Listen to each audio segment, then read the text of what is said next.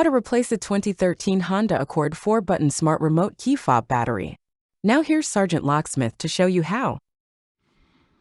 Alright, let's go ahead and change our battery here out on our 4-button Honda remote. Please be careful with this remote. Them buttons do like to pop out if you do this procedure wrong. If that happens, at the end of this video, there'll be a clip for it. All you gotta do is just hit the little thumbnail to go to it. Now let's get started. You can, if your keys are on, leave them on, that's fine. Go ahead and hit your emergency release. Pull out your emergency key blade. Make sure you hold your remote. Take your emergency key blade, put it right in between here, and just twist it. You notice how it just pops. Now lay it button down, face down. Now that you got it over, keep your finger on the back.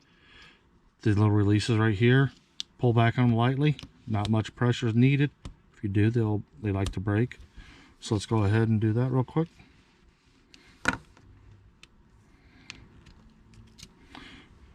It takes a CR2032 battery.